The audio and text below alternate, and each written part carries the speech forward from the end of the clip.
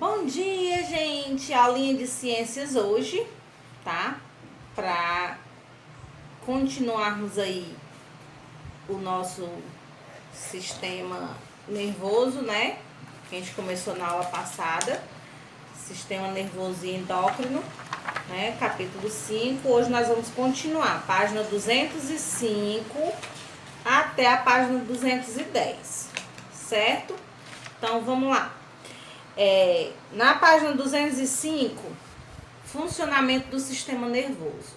Como já vimos neste capítulo, as atividades que realizamos no dia a dia envolvem a coordenação e a integração de informações pelo sistema nervoso. Os estímulos do ambiente são transformados em resposta. Veja a seguir. Então tá aí, ó, o rapaz aí pintando, né? Aí no número 1 diz o seguinte: os estímulos visuais são percebidos por meio do sentido da visão. No olho, a luz estimula células da retina, gerando impulsos nervosos que são transmitidos pelo nervo óptico até o encéfalo. Lembra que eu falei na aula passada, né? O meu olho vai observar o que eu estou vendo e vai mandar informações para o meu encéfalo. Tá? Então tá aí, ó, ele manda pelo nervo óptico, ele manda a informação lá pro meu encéfalo, né? Pro meu encéfalo entender o que é que eu estou vendo e traduzir aí pra mim, certo? Vamos dizer assim, tá? Na segunda ele diz aí, ó, no encéfalo, as informações visuais, o formato e as cores do vaso, por exemplo, sobre a forma de impulso nervoso são analisados e interpretados, gerando resposta específica. Então, o meu olho vê, né?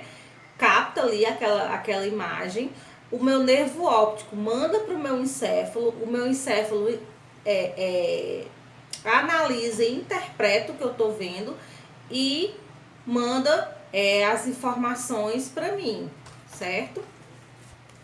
Então, na terceira, ele diz aí, ó, essas respostas são transmitidas ao longo dos nervos e da medula espinal para as diferentes partes do corpo, como a mão, que executa os movimentos com o pincel.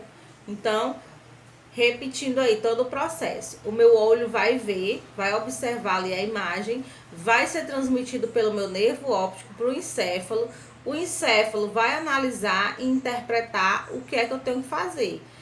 Né? Nesse caso aí, ele vai me transmitir para minha mão, né? Para a mão do rapaz aí, para ele poder pintar, certo?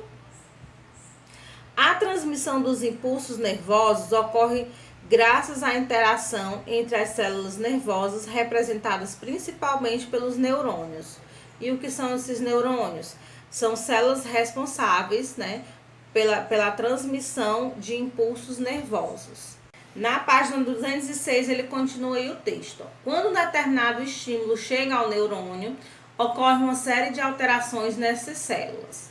Essas alterações geram pequenas correntes elétricas, os impulsos nervosos, que são transmitidos de um neurônio a outro, tá? Então aí, ó, a imagem aí do lado é a imagem do nosso neurônio, certo? Representação da transmissão de impulsos nervosos entre os neurônios. Tá? Então, essa coisinha amarelinha aí, né? Com essas linhazinhas aí, são os nossos neurônios.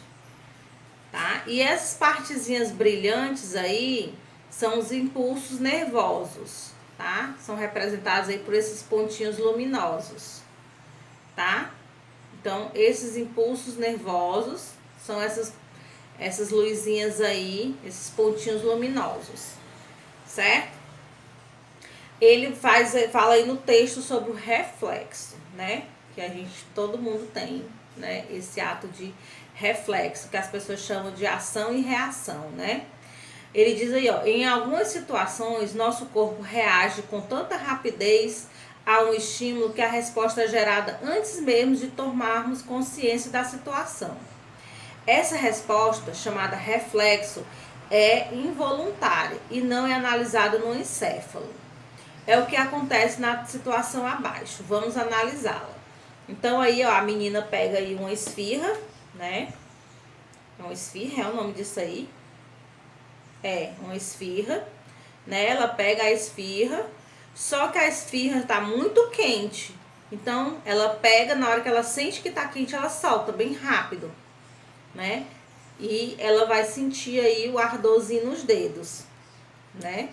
Aí o que acontece aí, ó? No primeiro quadrinho ele diz, ó: quando a menina pegou a esfirra quente, as estruturas de sua pele receberam estímulos que foram transformados em impulsos nervosos e enviados à medula espinal. Em resposta, a medula espinal gerou um novo impulso nervoso que foi transmitido aos músculos do braço, afastando a mão da menina da esfirra quente. Após esse reflexo, a medula espinal transmitiu estímulos ao encéfalo da menina. Somente então ela sentiu a dor. Nesta situação, o reflexo fez a menina afastar a mão rapidamente da esfirra quente, antes que ela sofresse queimaduras graves. Assim, podemos concluir que o reflexo ajuda a proteger o organismo. Se não fosse aí a ação do reflexo, né? Se não fosse o reflexo, né? Quem ia gerar essa resposta para ela seria o encéfalo. Como é o ato do reflexo, né? De ser mais rápido do que essa interpretação, quem faz aí é a medula espinal, tá? Então ela faz a ação do reflexo, né? Que você pegou, sentiu que tá quente e soltou bem rápido, certo? Depois é que o encéfalo vai traduzir, né, o que foi que aconteceu, né? Aí é que você vai, né? O encéfalo vai analisar, interpretar o que foi que aconteceu, aí é que você vai sentir a dor, certo? Na página 207 tem um texto aí. Habilidade sobre duas rodas. Você vai ler aí esse texto. Não, eu vou ler com vocês, né? Crianças e adolescentes dançam em cima de cadeira de rodas no rio. Muitas vezes as crianças aqui descobrem que são capazes de fazer movimentos que não sabiam que podiam, diz a dançarina. Aí foi uma entrevista, né, feita em 2015. Mas a pessoa aí, para colocar aqui nesse livro, ela acessou em 2019, certo? Muitas pessoas que sofreram lesão na medula em razão de acidentes de automóveis, quedas, infecções e má formação durante a gestação, por exemplo, necessitam usar cadeira de rodas para se locomover. Essas pessoas, apesar de suas limitações físicas, são capazes de praticar esportes, dançar, trabalhar, entre outras atividades, superando diariamente suas limitações motoras. Todos os cidadãos têm direito de ir e vir e merecem respeito para garantir os direitos das pessoas com deficiência motora. São necessárias algumas adaptações, como rampas de acesso, elevadores e banheiros adaptados. Além disso, algumas atitudes do cotidiano, como não estacionar em locais reservados para cadeirantes e em guias rebaixadas, contribuem para o respeito aos direitos dos cadeirantes.